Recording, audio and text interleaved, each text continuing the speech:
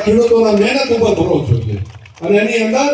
જેમણે જેનું વાયુ છે એ ત્યાં આગળ દાડમ ના આવે એમને ત્યાં આગળ હજુ આપવાનું બાકી છે સર્વેનું કીધું છે કે કોને કોને દાડમ છે એની ખબર છે બધાને એ દાડમ કે 12 મહિના ના એ ઉગે દિયા થઈને દાડમ આવવા મળે એ તો 2-4 વર્ષથી હોય ત્યારે થાય અને આવેલા હજુ તો 12 મહિના પછી ઉભોય રહે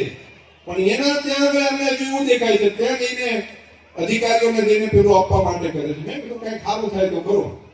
ન થાય તો ચૂપ મરો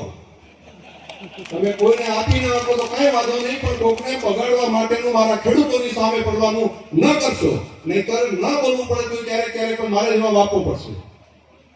અને આ મર્યાદાઓ હોય છે એના કારણે કરીને ક્યારેક હું નથી કહેતો હતો કે આપણે આપણી મર્યાદામાં પેલું વાત કરીને હું બહુ પેલું કરું પણ તોય જો વગર કારણે અમારા ખેડૂતોને પશુપાલકોને આ વિસ્તારની પ્રજાને આ વિસ્તારના લોકોને એને કઈ લાભ મળતો હોય એની વચ્ચે જો હેરાનગતિ કરશો તો ચૂપ હું નહીં બેસું અમે જે બોલતા બાકીના જેને આવડતું એના કરતા નહીં ઘણું બાકી બધું આવડે છે અને મહેરબાની કરીને પ્રજાના વિકાસ માટે લડવાનું ના કરો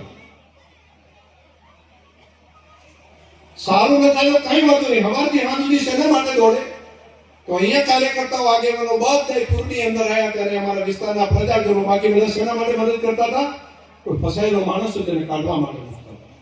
કોઈના ખેતરની અંદર પાણી હોય તો એની અંદરથી એને બચાવવાનું કામ કરતા હતા કોઈના ઘરે એને ખાવાનું ન તૈયાર થઈ જતું હોય રંધાઈ ના આવ્યું હોય તો એને ફૂડ પેકેટ પહોંચાડવાનું કામ કરતા હતા આ બધા કાર્યકર્તાઓ આગેવાનો એના માટે કામ કરતા હતા કોઈના ખેતરની અંદર ઘરની અંદર પાણી ભરેલું હોય તો પમ્પિંગ કરીને એને પાણી બહાર કાઢવાનું કામ કરતા હતા અને કેટલીક ટોળકી શું કરતી હતી બાકી ક્યાં રહી ગઈ ખામી ક્યાં રહી ગઈ સવારથી હાથ સુધી આખો દાડો ફરે અને ત્યાં આટલું તો બાકી રહી ગયું છે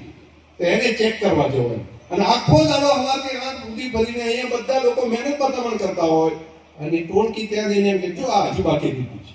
જો આ હજુ બાકી રહી ગયું છે હવે આખો દાડો એમની ચેડે ફરીને ગોતવા જાય છે બાકી તો અમે કામ છે કે 100% ના થઈ ગયું હોય આ આફત કુદરતની હોય ત્યાં આગળ 100% કોઈ મદદ ન કરી શકે ગમે એમ કરે તો